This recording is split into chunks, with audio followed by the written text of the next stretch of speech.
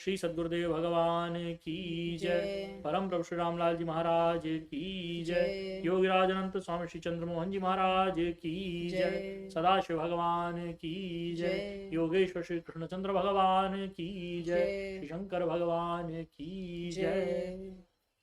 श्री सद्गुरुदेव वचनामृत, जीव सत्ता से ब्रह्मत्व की ओर। मैंने अपने पिछले व्याख्यान में तुम्हें धारणा, ध्यान और समाधि के रूपक को विस्तार से समझाने का प्रयत्न किया था और यह भी बतलाया था कि जब यह एक विषयक हो जाते हैं तो उसका नाम संयम हो जाता है। यह संयम योग की उच्चतर भूमिकाओं का कारण हुआ करता है। यह सब हमें क्यों करना पड़ता है? देखो, यह हमें इसलिए करना पड़ता है क्योंकि इस समय हम जीव सत्ता में हैं।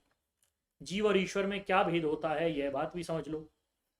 भगवान पतंजलि देव ने योग दर्शन में ईश्वर के लक्षण बतलाए। क्लेश कर्म विपाकाशयैर अपरा मुष्टः पुरुष विशेष ईश्वर, अर्थात जो अविद्या आदि क्लेशों से सदा रहित रहे हैं, जिन्हें कर्म फल तथा कर्म वासना कभी छुए ही नहीं, ऐसा पुरुष विशेष ईश्वर है।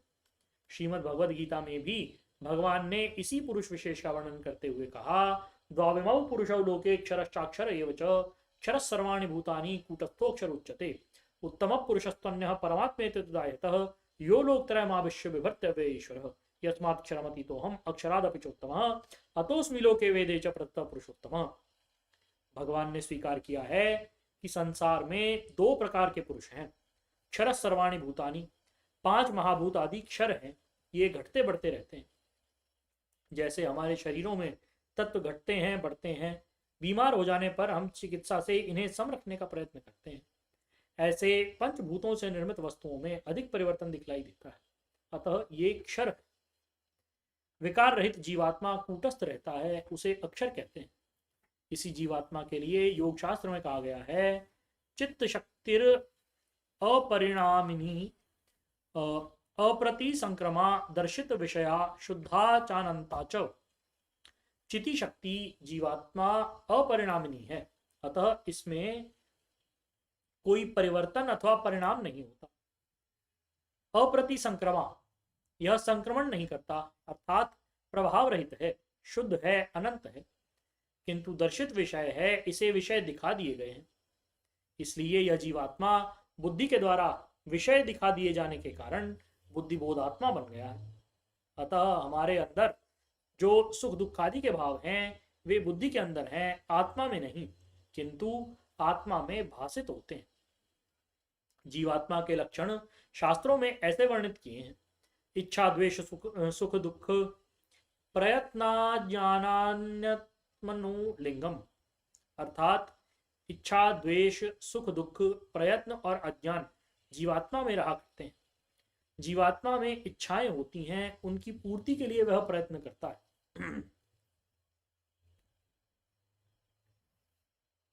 जो वस्तुएं उसे अच्छी नहीं लगती उनके प्रति मन में द्वेष रहा करता है। राग और द्वेष मन में रहते हैं, इसी से वह सुखी दुखी होता है।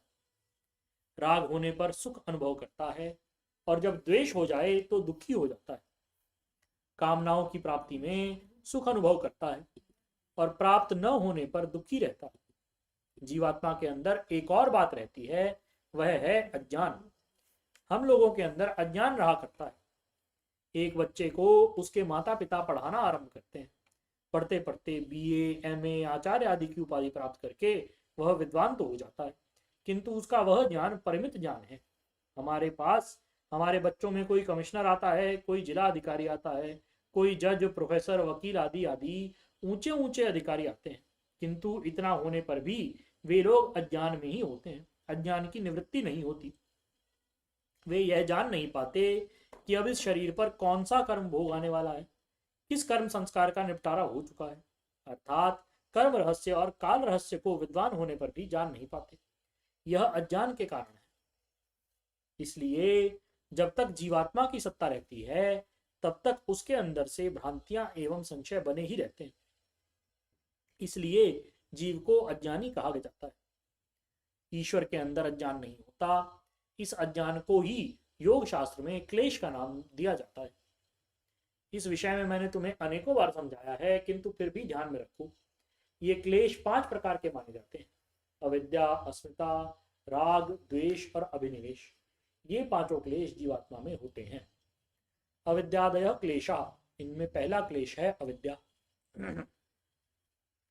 अविद्या का लक्षण है अनित्या शुचि दुखानात्मसु नित्य शुचि सुखात्मख्या तिर्विद्या,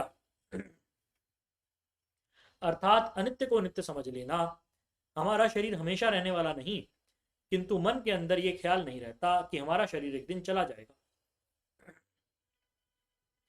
अशुचि, अपवित्र को पवित्र मानना, यह दूसरी अविद्या है। शरीर में मल मूत्र कफ आदि रहता है, यह सदा अपवित्र रहने वाला ही है, किंतु हम लोग इसे पवित्र समझते हैं। यदि पवित्रता का भास न हो तो हम किसी से प्यार ही ना कर पाए, ममता न उपजे। अमुक मेरा प्यारा है, वह मेरा मित्र है, आदि आदि। ये तभी तक होता है जब तक हम शरीरों को पवित्र समझते हैं। इसी से शरीरों में आसक्ति रहती है। दुखों को सुख समझना, यह तीसरी अविद्या है। देखो, कष्टात कष्टतरी क्षुधा, दुख से भी दुख देने वाली दुख क्षुधा है। यदि हमें भूख न लगे तो दवाइयां खाते हैं। डॉक्टरों के पास कहते हैं, डॉक्टर साहब हमें इतने दिनों से भूख नहीं लगी है। जब हमें भूख लग जाती है तो हम खूब भोजन करते हैं, अन्य अन्य प्रकार के भोजन करके इसे मिटाने का प्रयत्न करते हैं। यह भी एक प्रकार से दुख ही है, किंतु हम सुख समझते हैं। इसी प्रकार के संसार के समस्त भोग भोगे रोग भयम के अनुसार रोग और दुख देने वाले ही हैं, किंतु हमें सुखमय प्रतीत होते हैं। इसी प्रकार से अनात्म को आत्म समझ बैठना।